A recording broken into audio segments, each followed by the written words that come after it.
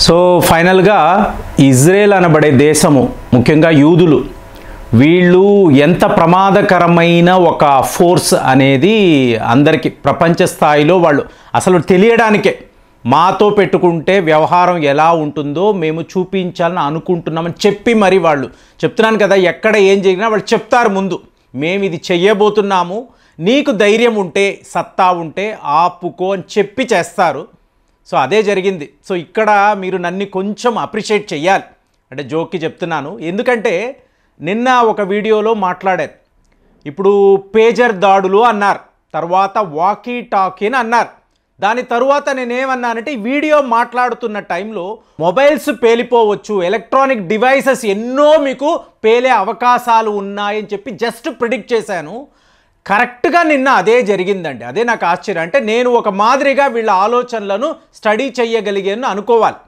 ఎందుకంటే ఐఫోన్లు, అలాగే ఆండ్రాయిడ్ ఫోన్లు, ఫ్రిడ్జులు, ఈ bike, electric bikes, electric cars, మీకు లెబనాన్ యొక్క హెల్త్ మినిస్టర్ చెప్తున్నారు 600 ప్రాంతాలలో మీకు ఇలాంటి పేలుళ్ళు సంభవించాయి.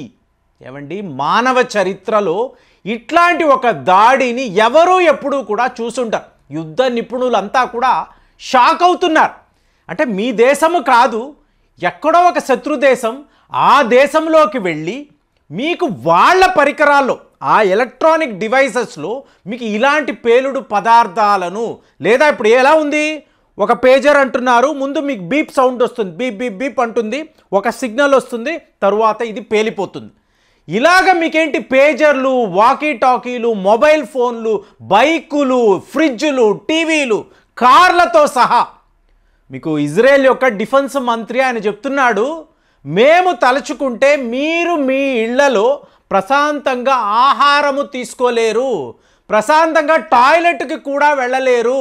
ఏమండి, ఇవేమైనా జోక్ చేస్తున్నాడా అని చెప్పి అందరూ అనుకున్నారు. చెప్తున్నా కదా, యూదులు చెప్తారు, చెప్పి మరి చేసి చూపిస్తారు.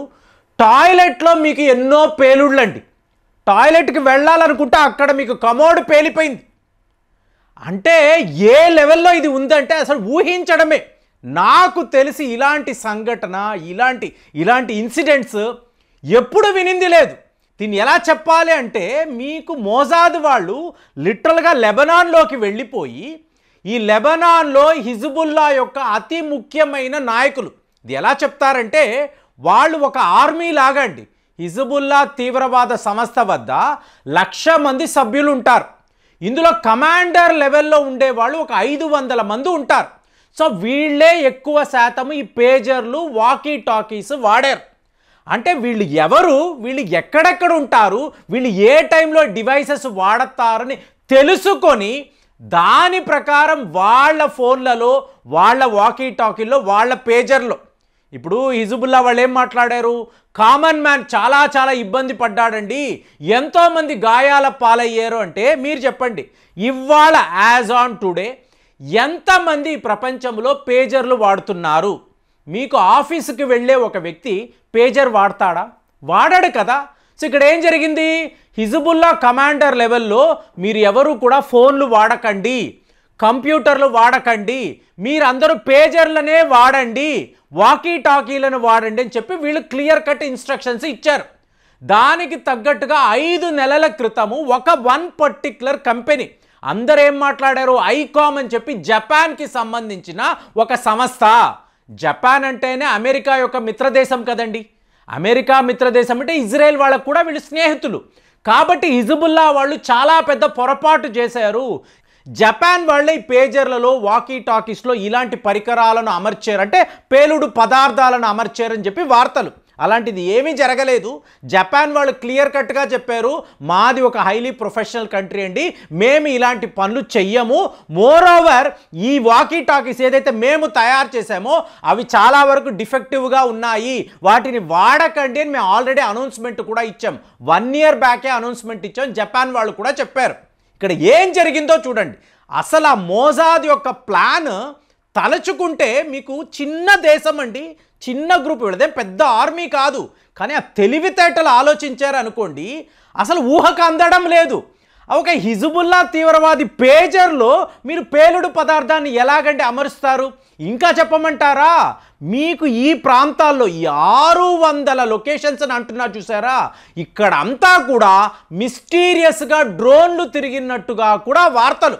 అంటే ఈ డ్రోన్ల ద్వారా ఈ సిగ్నల్స్ను పికప్ చేసి వీళ్ళు ఇలాగ డామ్ అని పేలే రకంగా ఎక్స్ప్లోజివ్ని ఏర్పాటు చేశారు. అసలు ఇదంతా మనము ఎలా చూసుకున్నా కూడా ఇంపాసిబుల్ అనిపిస్తుంది. కానీ ఇది ఎంత పెద్ద లెసన్ భారత్కి అంటే, మీరు ఒక మొబైల్ ఫోన్ అనండి, ఐఫోన్ అనండి, ఆండ్రాయిడ్ ఫోన్ అనండి, అలాగే మీరు మాట్లాడుతున్న వాకీ టాకీస్, ల్యాప్టాప్స్, కంప్యూటర్స్, ఇలా ఎలాంటి ఒక డివైస్నైనా తీసుకోండి, ఇవాళ ఈ ప్రపంచంలో ఈ హైబ్రిడ్ వార్ఫేర్, ఎలక్ట్రానిక్ వార్ఫేర్, ఇందులో ఖచ్చితంగా మనము ఎవరము కూడా సేఫ్ కాదు. భారత్ యొక్క ఆర్మీ ఆలోచించాల్సిన విషయం ఇదే. ఎందుకు అంటే చూడండి, హిజబుల్లా యొక్క నాయకుడు ఈయన మాట్లాడాలని అనుకుంటున్నాడు. ఈ మైకులో బాంబు పెడితే, నిన్నదే మాట్లాడాను, ఈ కెమెరాలో బాంబు ఉంటే, ఇది పేలితే, నేను చచ్చిపోతే, ఇలాంటి భయాన్ని మోసాద్ వాళ్ళు క్లియర్గా హిజబుల్లా తీవ్రవాదుల్లో, అంటే ఒక కమ్యూనికేషన్ నెట్వర్క్ని మీరు ఆపేసారో అనుకోండి, వీళ్ళు ఎలా యుద్ధం చేస్తారండి? ఇప్పుడు వార్తలు ఏంటంటే, దీనిని ఇవాళ మోసాద్ చెయ్యాలని అనుకోలేదండి.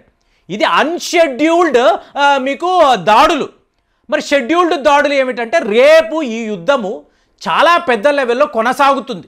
హిజబుల్లాతో డైరెక్ట్గా, అంటే లెబనాన్ ఆర్మీతో ఇజ్రాయెల్ వాళ్ళు యుద్ధము చేసే పరిస్థితి. ఎందుకంటే ఒక యుద్ధము ఇజ్రాయెల్ వాళ్ళు చేస్తున్నారు అంటే ఆ భూభాగాన్ని అంతా కూడా వీళ్ళు ఆక్యుపై చేసుకుంటారు. 1947లో ఇంత ఉన్న ఇజ్రాయెల్ ఇవాళ ఇంత పెద్ద దేశంగా ఎలా తయారైంది?